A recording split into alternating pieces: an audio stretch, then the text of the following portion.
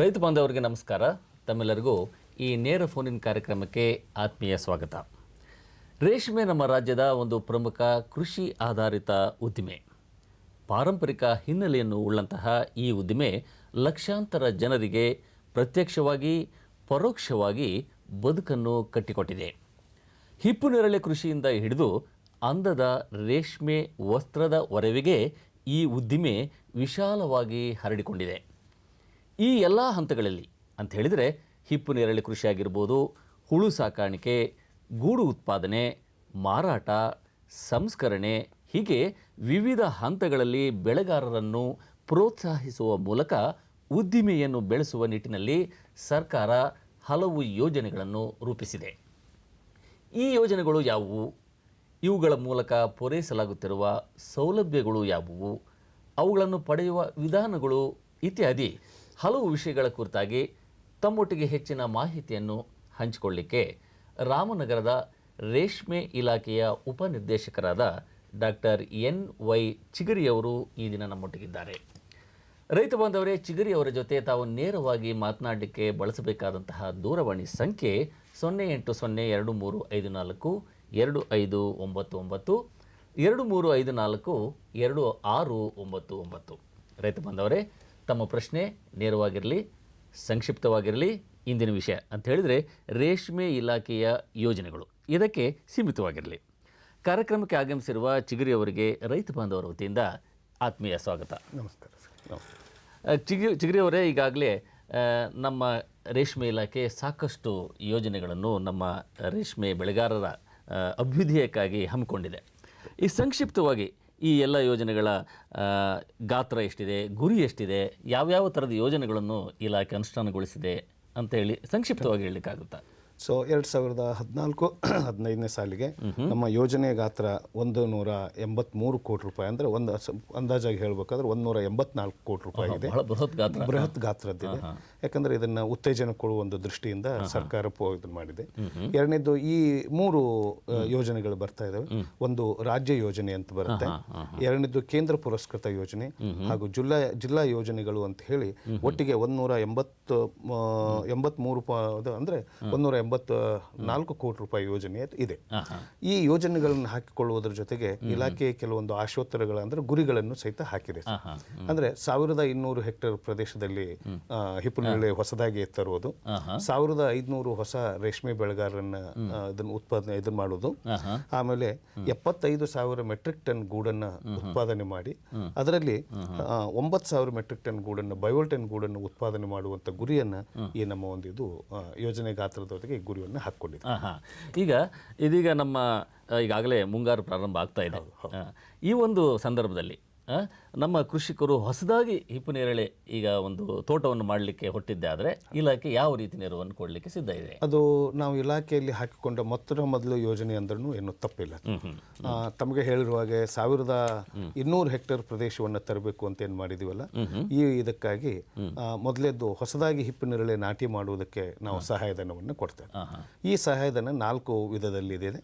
ಅಂದ್ರೆ ಸಾಮಾನ್ಯ ರೈತರಿಗೆ, ಪರಿಶಿಷ್ಟ ಜಾತಿ ಹಾಗೂ ಪರಿಶಿಷ್ಟ ಪಂಗಡದ ರೈತರಿಗೆ, ಮತ್ತು ಈ ಹೈದರಾಬಾದ್ ಕರ್ನಾಟಕ, ಈಗ ಕರ್ನಾಟಕ ಪ್ರಾಂತ್ಯದ SDP ಅಂತ ನಾವೇನು ಹೇಳ್ತಾ ಇದ್ವಲ್ಲ, ವಿಶೇಷ ಯಾವುದು ಅಭಿವೃದ್ಧಿ ಕಾರ್ಯಕ್ರಮ, ಹೈದರಾಬಾದ್ ಕರ್ನಾಟಕ ಪ್ರಾಂತೀಯ ಯೋಜನೆ ಅಂತ ಈ ಅಭಿವೃದ್ಧಿ ಯೋಜನೆ ಅಂತ ಹಾಕೊಂಡಿದೆ. ಇದರಲ್ಲಿ ನಾವು ಹಿಪ್ಪುನೇರಳೆ ಬೇಸಾಯಕ್ಕೆ ನಾವು ಈ ಎಲ್ಲ ರೈತರಿಗೆ ಸಹಾಯಧನವನ್ನು ಕೊಡ್ತೀವಿ. ನಮ್ಮ ಚರ್ಚೆಯನ್ನು ಮುಂದುವರಿಸೋಣ. ಇದೀಗ ಬೈರದೇರನಹಳ್ಳಿಯಿಂದ ಜಯರಾಮ್ ಅವರು ಕರೆ ಮಾಡಿದ್ದಾರೆ. ಜಯರಾಮ್ ಅವರು ನಮಸ್ಕಾರ. ಜಯರಾಮ್, ಪ್ರಶ್ನೆ ಕೇಳಿ. ಒಂದು ಟ್ರ್ಯಾಕ್ಟರ್ ತಗೊಬೇಕು ಅಂತ ಇದ್ದೀನಿ, ಮಿನಿ ಟ್ರ್ಯಾಕ್ಟರ್. ಟ್ರ್ಯಾಕ್ಟರ್ಗೂ ಹೆಂಗೆ ಸಬ್ಸಿಡಿ ಎಷ್ಟು ಕೊಡ್ತಾರೆ ಏನು ಅಂತ? ಅವ್ರದ್ದು 3 ಎಕರೆ ರೇಷ್ಮೆ ಇದೆ, ಅವರು ಟ್ರ್ಯಾಕ್ಟರ್ ತೆಗೆದುಕೊಳ್ಬೇಕಂತೆ. ಯಾವ ರೀತಿ ಸಬ್ಸಿಡಿ ಸಿಗುತ್ತೆ ಅಂತೇಳಿ? ಅದು ರೇಷ್ಮೆ ರಾಷ್ಟ್ರೀಯ ಕೃಷಿ ವಿಕಾಸ ಯೋಜನೆಯಲ್ಲಿ ಅದು 3 ಎಕರೆ ಅಂದ್ರೆ 2 ಹೆಕ್ಟೇರ್ಗೆ ಅಂತಿದೆ ಜಯರಾಮ್ ಅವರೇ. 2 ಹೆಕ್ಟೇರ್ ಪ್ರದೇಶದಲ್ಲಿ ನಮ್ಮ ಇದು ಇರಬೇಕು ಅಂತಂದ್ರೆ 5 ಎಕರೆಯಲ್ಲಿ ಇರಬೇಕಂತಿದೆ. ಚಿಕ್ಕದಕ್ಕೆ ತಗೊಳ್ಳಿಕ್ಕೆ ಅವಕಾಶ ಇದೆ. ರಾಷ್ಟ್ರೀಯ ಕೃಷಿ ವಿಕಾಸ ಯೋಜನೆಯಲ್ಲಿ ತಾವು ಇದನ್ನ ಮಾಡಬಹುದು. ನಾನು ತಮಗೆ ಎಲ್ಲಾ ರೈತ ಬಾಂಧವರಿಗೆ ಒಂದು ಹೇಳಲಿಕ್ಕೆ ಇಷ್ಟಪಡ್ತಾ ಇದೀವಿ. ಇಲ್ಲಿ ಏನು ಅಂತಂದ್ರೆ ಯೋಜನೆಗಳ ಬಗ್ಗೆ ಮತ್ತು ಹಾಗೂ ಸಹಾಯಧನದ ಬಗ್ಗೆ ಹೆಚ್ಚಿಗೆ ಹೇಳ್ತಾ ಇದೀವಿ. ಅದರ ಅನುಸರಿಸಬೇಕಾದ ವಿಧಾನಗಳ ಬಗ್ಗೆ ತಮ್ಮ ಹತ್ತಿರದಲ್ಲಿರುವ ಅಥವಾ ತಾಂತ್ರಿಕ ಸೇವಾ ಕೇಂದ್ರದ ವಿಸ್ತೀರ್ಣಾಧಿಕಾರಿಗಳಿಗೆ ಸಂಪರ್ಕ ಮಾಡಿದರೆ ಜಯರಾಮ್ ಅವರು ಹೆಚ್ಚಿನ ಮಾಹಿತಿಯನ್ನು ತಮಗೆ ಸ್ಥೂಲವಾಗಿ ಸಿಗ್ತದೆ. ಖಂಡಿತ ಪಡೆಯಬಹುದು. ಈಗ ನಾವು ಮುಂದಿನ ಪ್ರಶ್ನೆ ಬಂದಿದ್ದಾದ್ರೆ, ಪ್ರಸ್ತುತ ನಮ್ಮೆಲ್ಲರಿಗೂ ಗೊತ್ತಿರುವಂತೆ ನೀರಿನ ಸಮರ್ಪಕ ಬಳಕೆ ಅಥವಾ ಮಿತ ಬಳಕೆ ನಮ್ಮೆಲ್ಲರ ಪ್ರಥಮ ಆದ್ಯತೆ. ಈ ಒಂದು ಹಿನ್ನೆಲೆಯಲ್ಲಿ ನಿಮ್ಮ ಇಲಾಖೆ ನೀರಾವರಿಗೆ, ಅದರಲ್ಲೂ ಹನಿ ನೀರಾವರಿಗೆ ಯಾವ ರೀತಿಯ ಒಂದು ಉತ್ತೇಜನವನ್ನು ನೀಡ್ತಾ ಇದೆ? ಸರ್, ಇದರಲ್ಲಿ ಮೊದಲು ಏನಾಗ್ತಾ ಇತ್ತು ಅಂದರೆ, ಕೆಲವೊಂದು ನಾವು ಬೋರ್ವೆಲ್ಗೆ ಇದಕ್ಕೆ ಅಂತ ಕೊಡ್ತಾ ಇದ್ವಿ.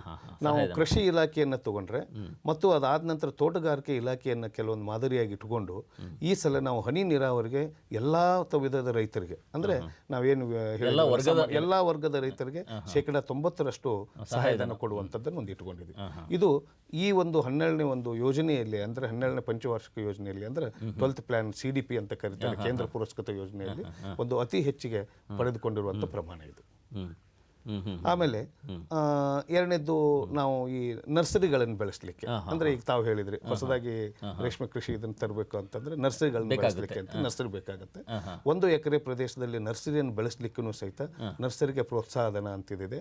ಅಂದರೆ 50% ರಾಷ್ಟ್ರೀಯ ಕೃಷಿ ವಿಕಾಸ ಯೋಜನೆಯೊಳಗೆ ಎಲ್ಲಾ ವರ್ಗದ ರೈತರಿಗೂ ಸಹಿತ ನಾವು ಅದನ್ನ 75,000ದಂತೆ ಸಹಾಯಧನವನ್ನು ಕೊಡಲಾಗ್ತಾ ಇದೆ. ಇದೀಗ ನಮ್ಮ ಚರ್ಚೆಯನ್ನು ಮುಂದುವರಿಸೋಣ. ಬೆಂಗಳೂರಿನಿಂದ ಮುನ್ನಾ ಅವರು ಕರೆ ಮಾಡಿದ್ದಾರೆ. ಮುನ್ನಾ ಅವರ ನಮಸ್ಕಾರ. ನಮಸ್ತೆ ಸರ್. ನಮಸ್ಕಾರ, ಪ್ರಶ್ನೆ ಕೇಳಿ ಸರ್. ನಂದು ನಮ್ಮ ಫ್ರೆಂಡ್ ಒಬ್ರು ರೇಷ್ಮೆ ಬೆಳೆ ಬೆಳೀತಾರೆ, ಮಂಡ್ಯದವರು. ಅವ್ರಿಗೆ ಜಮೀನಿಗೆ ಎಲ್ಲ ಇದೆ ಅವ್ರಿಗೆ, ಯಾಕಂದ್ರೆ ಅಲ್ಲಿ ಕಾವೇರಿದು ನೀರು ಬರಂಗಿಲ್ಲ ಅವ್ರಿಗೆ. ಈಗ ಅವ್ರಿಗೆ ಪಂಪ್ ಸೆಟ್ ಹಾಕೊಡಕ್ಕೆ ಪಂಪ್ ಸೆಟ್ ಇದ್ ಮಾಡಂಗಿಲ್ಲ. ಅವ್ರ ರೇಷ್ಮೆ ಬೆಳೆ ಪೂರ್ತಿ ಹಾಳಾಗ್ಬಿಡ್ತೈತಲ್ಲ ಸರ್. ಅವ್ರು ಎಷ್ಟು ಅಡ್ಡಾಡಿದ್ವಿ ನಾವು, ಪಂಪ್ ಸೆಟ್ ಹಾಕೊಡಿ ಒಂದು ಅಂತ ಹೇಳಿದ್ರೆ ರೇಷ್ಮೆ ಬೆಳೆಗೆ ಎಲ್ಲರಿಗೂ ಸುಮಾರು ಸಲ ಅಡ್ಡಾಡಿದ್ವಿ. ನಿಮ್ಮ ಪ್ರಶ್ನೆ ಅರ್ಥ ಆಯ್ತು ಮುನ್ನಾ ಅವರೇ. ಈಗ ಅವ್ರಿಗೆ ಪಂಪ್ ಸೆಟ್ ಹಾಕ್ಲಿಕ್ಕೆ ನಿಮ್ಮ ಇಲಾಖೆಯಿಂದ ಯಾವ್ದಾದ್ರು? ಮುನ್ನಾ ಅವರೇ, ಪಂಪ್ ಸೆಟ್ ಹಾಕ್ಲಿಕ್ಕೆ ಇಲಾಖೆಯಲ್ಲಿ ಯಾವುದೇ ಅವಕಾಶ ಇಲ್ಲ. ಆದ್ರೆ ಇರುವಂತ ಬೋರ್ವೆಲ್ಗಳಿಗೆ ನೀರನ್ನ ಅಂದ್ರೆ ರೀಚಾರ್ಜಿಂಗ್ ಮಾಡುವ ಸಲುವಾಗಿ, ಅಂದ್ರೆ ಬೋರ್ವೆಲ್ಗಳ ಪುನಶ್ಚೇತನದ ಬಗ್ಗೆ ಇಂಗು ಗುಂಡಿಯನ್ನು ನಿರ್ಮಿಸಿಕೊಂಡು ಅಂಡರ್ಗ್ರೌಂಡ್ ವಾಟರ್ನ ಚಾರ್ಜ್ ಮಾಡಲಿಕ್ಕೆ ಅಂತ ಹೇಳಿ ಒಂದು ಅವಕಾಶ ಕಲ್ಪಿಸಿಕೊಟ್ಟಿದೆ. 30,000 ರೂಪಾಯಿ ಸಹಾಯಧನದಲ್ಲಿ. ಮುನ್ನಾ ಅವರೇ, ತಮ್ಮಲ್ಲಿ ಬೋರ್ವೆಲ್ ಇದ್ರೆ ಆ ಒಂದು ಸೌಲಭ್ಯವನ್ನು ರೇಷ್ಮೆ ಇಲಾಖೆಯಿಂದ ಪಡೆದುಕೊಳ್ಬಹುದು. ಇದೀಗ ಮತ್ತೊಂದು ಪ್ರಶ್ನೆ ಇದೆ. ಟಿ ನರಸೀಪುರದಿಂದ ಸುರೇಶ್ ಅವರು ಕರೆ ಮಾಡಿದ್ದಾರೆ. ಸುರೇಶ್ ಅವರೇ ನಮಸ್ಕಾರ. ಸರ್, ನಾವು CB ಗೋಲ್ಡ್ ಬೆಳೆಯೋದು ಸರ್, ಮಾತಾಡೋದು. ಸರ್, ಈಗ ನಮ್ಗೆ ಒಂದು 6 ತಿಂಗಳಿಂದ ನಮ್ಗೆ ಸಹಾಯಧನನೇ ಕೊಡ್ತಾ ಇಲ್ವಲ್ಲ ಸರ್? ಮೊದಲು ಸುರೇಶ್ ಅವರೇ, CB ಗೋಲ್ಡ್ಗೆ ಕೆಜಿಗೆ 10 ರೂಪಾಯಿ, ಅಂದರೆ ಏನು ಕೆಲವೊಂದು ನಿಯಮಗಳನ್ನು ಇದಿತ್ತು, ಅದರ ಪ್ರಕಾರ ಕೆಜಿಗೆ 10 ರೂಪಾಯಿ ಕೊಡಬೇಕು ಅಂತ ಹೇಳಿ ಒಂದು ಇದಿತ್ತು. ಈಗ ಪುರಸ್ಕೃತವಾಗಿ ಈಗ 30 ರೂಪಾಯಿ ಅಂತ ಹೇಳಿ ಒಂದು ಅನೌನ್ಸ್ ಮಾಡಿದರೆ, ಅದು ಒಂದು ಅಂಗೀಕಾರದ ಮಟ್ಟದಲ್ಲಿ ಇದೆ, ಆದರೆ ಪರಿಷ್ಕರಿಸಲಾಗಿದೆ. ಸುರೇಶ್ ಅವರ ಹಿಂದೆ ಇರುವಂತದ್ದು ಇವಾಗ ಕೊಡ್ಲಿಕ್ಕೆ ಬೇರೆ ಬೇರೆ ಜಿಲ್ಲೆಗಳಲ್ಲಿ ಕೊಡ್ತಾ ಇದ್ದಾರೆ ಅಂತ ಹೇಳಿ ಮಾರುಕಟ್ಟೆಗೆ ಬಂದು ರೈತರು ಕೇಳ್ತಾ ಇದ್ದಾರೆ. ಬಹುಶಃ ತಮಗೂ ಆ ಸೌಲಭ್ಯ ಸಿಗಬಹುದು. ತಮ್ಮ ಒಂದು ರೇಷ್ಮೆ ಸಹಾಯಕ ನಿರ್ದೇಶಕರು, ನೇರವಾಗಿ ನರಸೀಪುರ ರೇಷ್ಮೆ ಸಹಾಯಕ ನಿರ್ದೇಶಕರನ್ನ ತಾವು ಸಂಪರ್ಕ ಮಾಡಿದರೆ ಈಗ ಬಿಡುಗಡೆ ಆಗಿರುವಂಥ ಅಮೌಂಟ್ದಲ್ಲಿ ಕೊಡುವಂಥ ವ್ಯವಸ್ಥೆ ಆಗತ್ತೆ. ಸುರೇಶ್ ಅವರೇ, ಸರ್, ಈಗ ನಾವು ಈಗ ಮಾರ್ಕೆಟ್ ಅಲ್ಲಿ ನಾವು ಮಾರಾಟ ಮಾಡಿದೀವಲ್ಲ, ಎಲ್ಲ ಕೊಟ್ಟಿದೀವಿ. ಹೇಳಿದ್ದಕ್ಕೆ CB ಗೋಲ್ಡ್ಗೆ ಇನ್ನೂ ಯಾವುದೇ ಅನುದಾನ ಬಂದಿಲ್ಲ ಅಂತ ಹೇಳ್ತಾರಲ್ಲ ಸರ್? ಇಲ್ಲ, ಇವಾಗ ನಾವು ಇಲ್ಲೇ ಮಂಡ್ಯ ಜಿಲ್ಲೆಯಲ್ಲಿ ಕೆಲವೊಂದು ರೈತರು ಇವಾಗ ಬಂದಿದೆ, ಜೂನ್ದವರೆಗೆ ಇರುವಂಥದ್ದನ್ನು ಕೊಡಬೇಕು ಅಂತ ಹೇಳಿ, ಅದು ಫೆಬ್ರವರಿ ಇರುವವರೆಗೆ ಕೊಡೋದಂತ ಹೇಳಿ ಅಮೌಂಟ್ ರಿಲೀಸ್ ಆಗಿದೆ ಅಂತ ಹೇಳಿದ್ದಾರೆ. ಯಾಕಂದರೆ ನಾನು ಮೈಸೂರು ಜಿಲ್ಲೆದ್ದು ಬಂದಿರೋದು ನನಗೆ ಗೊತ್ತಿಲ್ಲ. ಮಂಡ್ಯ ಜಿಲ್ಲೆಯಲ್ಲಿ ರೈತರು ಹೇಳ್ತಾ ಇರೋದ್ರಿಂದ ಅದು ಎಲ್ಲ ಜಿಲ್ಲೆಗೂ ಇಡೀ ರಾಜ್ಯಕ್ಕೂ ಇದು ಅನುಸರಿಸ್ತದೆ. ಮೋಸ್ಟ್ಲಿ ಬಂದಿರಬಹುದು. ತಾವು ರೇಷ್ಮೆ ಸಹಾಯಕ ನಿರ್ದೇಶಕರನ್ನ ವಿಚಾರಿಸಿ. ಸುರೇಶ್ ಅವರೇ, ನೀವು ದಯವಿಟ್ಟು ಈಗಾಗಲೇ ಇವರು ಚಿಗರಿ ಅವರು ತಿಳಿಸಿರೋ ರೀತಿ ರೇಷ್ಮೆ ಸಹಾಯಕ ನಿರ್ದೇಶಕರನ್ನು ಸಂಪರ್ಕಿಸಿ ಹೆಚ್ಚಿನ ಮಾಹಿತಿಯನ್ನು ಪಡೆಯಬಹುದಾಗಿದೆ. ಇದೀಗ ಮತ್ತೊಂದು ಪ್ರಶ್ನೆ ಇದೆ. ಶ್ರೀರಂಗಪಟ್ಟಣದಿಂದ ಪುಟ್ಟಸ್ವಾಮಿ ಅವರು ಕರೆ ಮಾಡಿದ್ದಾರೆ. ಪುಟ್ಟಸ್ವಾಮಿ ಅವರು ನಮಸ್ಕಾರ. ನಮಸ್ಕಾರ ಸರ್. ಪ್ರಶ್ನೆ ಕೇಳಿ ಪುಟ್ಟಸ್ವಾಮಿ ಅವರೇ, ದಯವಿಟ್ಟು ಪ್ರಶ್ನೆ ಕೇಳಿ.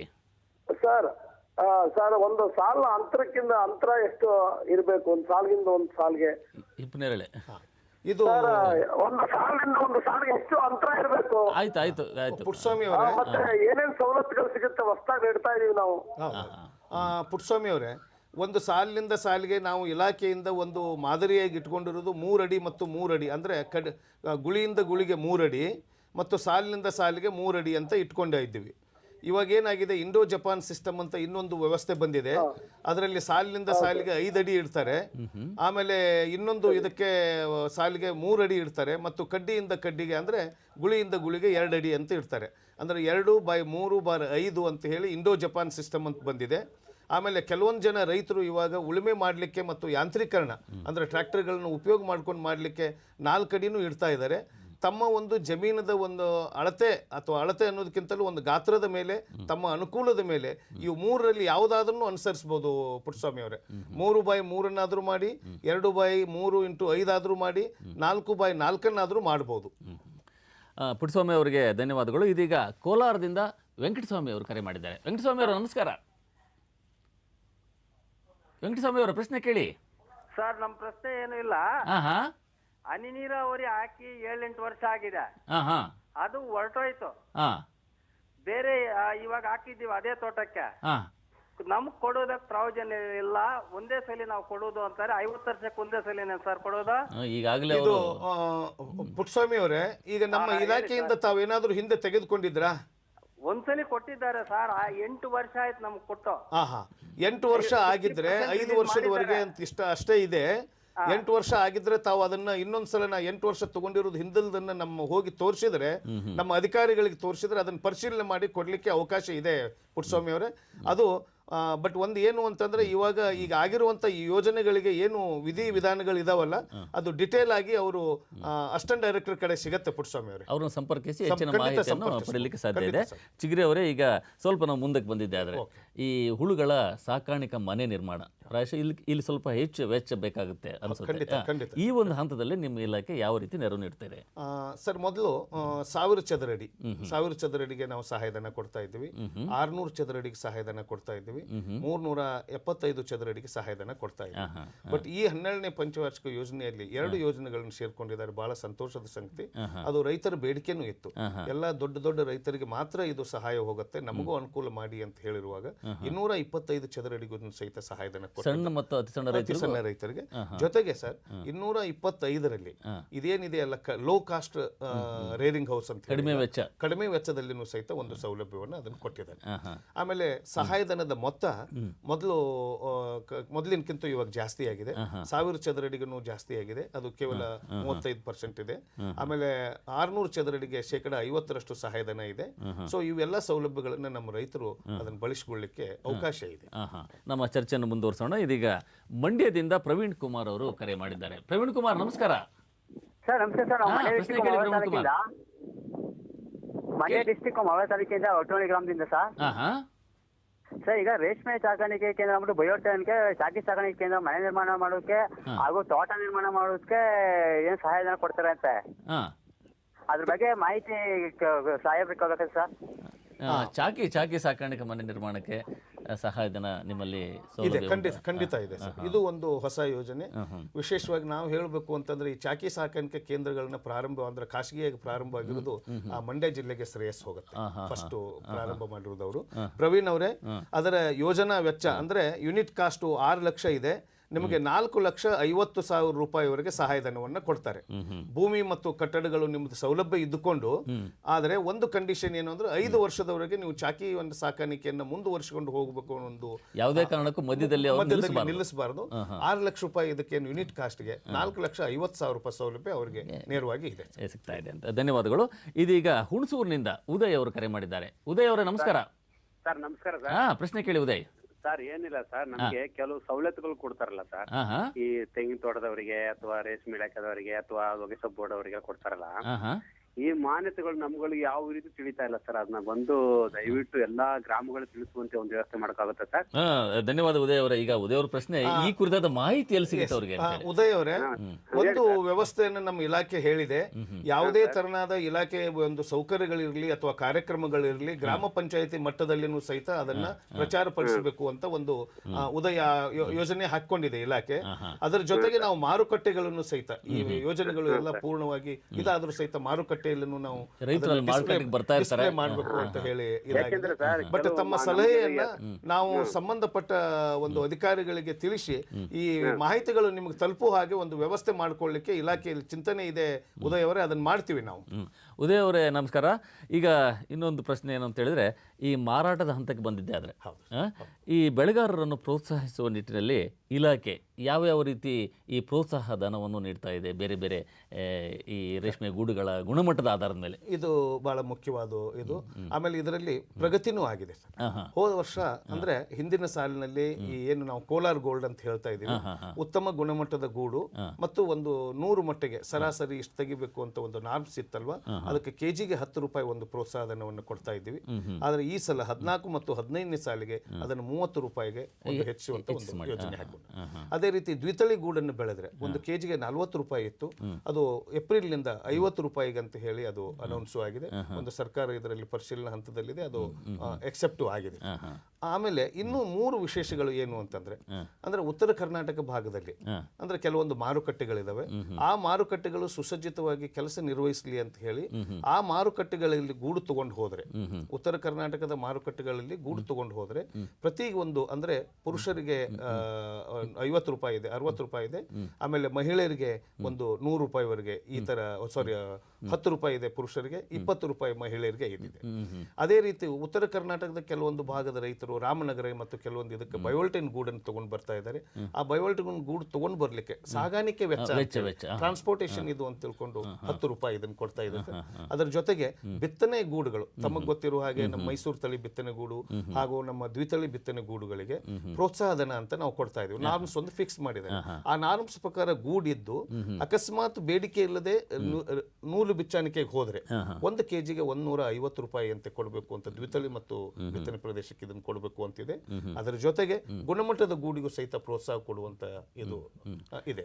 ಈ ಗೂಡು ಇಲ್ಲಿವರೆಗೆ ನಾವು ಧಾರಣೆಗಳ ಬಗ್ಗೆ ಹೆಚ್ಚು ನಾವು ಚಿಂತೆ ಮಾಡ್ತಾ ಇದ್ದೀವಿ. ಇವಾಗ ಈ ಸಾಗಾಣಿಕೆಗೂ ಸಹಿತ ಮತ್ತು ಉತ್ತಮ ಗುಣಮಟ್ಟದ ಗೂಡು ಬೆಳೆಯೋದಕ್ಕೂ ಸಹಿತ ಸಹಾಯಧನವನ್ನು ಕೊಟ್ಟು ಇಲಾಖೆ ಒಂದು ಉತ್ತಮ ರೀತಿಯಲ್ಲಿ ಪ್ರೋತ್ಸಾಹವನ್ನು ನೀಡ್ತಾ ಇದೆ. ಈಗ ಇನ್ನೊಂದು ಸಣ್ಣ ಪ್ರಶ್ನೆ ಏನು ಅಂತ ಹೇಳಿದ್ರೆ, ಇತ್ತೀಚಿನ ದಿನಗಳಲ್ಲಿ ಈ ಕೃಷಿ ಕಾರ್ಮಿಕರ ಸಮಸ್ಯೆ ಹೆಚ್ಚಾಗ್ತಿದೆ, ರೇಷ್ಮೆಗೆ ಹೆಚ್ಚು ಕೃಷಿ ಕಾರ್ಮಿಕರ ಅಗತ್ಯ ಇದೆ. ಹಾಗಾಗಿ ಈ ಯಾಂತ್ರೀಕರಣದ ಕುರಿತಾಗಿ ಏನಾದರೂ ಹೊಸ ಯೋಜನೆ ಇದೆಯೇ? ಯಾಂತ್ರೀಕರಣದ ವಿಚಾರದಲ್ಲಿ ಒಂದು ಕೃಷಿ ಅಂದ್ರೆ ಲ್ಯಾಂಡ್ ಇದರಲ್ಲಿ ಅಗ್ರಿಕಲ್ಚರ್ ಅಂದ್ರೆ ಪ್ರಾಕ್ಟೀಸ್ ನಲ್ಲಿ ಬಂದ್ರೆ ನಮ್ಮ ರಾಷ್ಟ್ರೀಯ ಕೃಷಿ ವಿಕಾಸ ಯೋಜನೆಯಲ್ಲಿ ಒಂದು ಟ್ರ್ಯಾಕ್ಟರ್ ಮತ್ತು ಪವರ್ ಟಿಲ್ಲರ್ ಕೊಡುವಂತದ್ದು ಇದಿದೆ. ಆಮೇಲೆ ನಮ್ಮ ಉಪಕರಣಗಳು ಇದೆ. ಈಗ ಪ್ರತಿಯೊಬ್ಬ ರೈತರಿಗೆ ಒಂದು ವರ್ಷಕ್ಕೆ 20,000 ರೂಪಾಯಿ ಸಹಾಯಧನದಲ್ಲಿ ಏನು ನಮಗೇನು ಪರಿಕರಗಳು ಬೇಕಾಗುತ್ತಲ್ಲ ಅದನ್ನು ತಗೊಳ್ಳಿಕ್ಕೆ ಮತ್ತು ಹೊಸದಾಗಿ ಕೈಕೊಂಡಿರುವಂತ ರೈತರಿಗೆ 30,000 ರೂಪಾಯಿ ಕೊಡ್ಲಿಕ್ಕೂ ಸಹಿತ ಒಂದು ಅವಕಾಶ. ಚಿಗರಿ ಅವರೇ, ಸಾಕಷ್ಟು ಮಾಹಿತಿಯನ್ನು ನಮ್ಮ ರೈತ ಬಾಂಧವರಿಗೆ ಇದುವರೆಗೂ ತಾವು ತಿಳಿಸಿಕೊಟ್ಟಿದ್ದೀರಿ.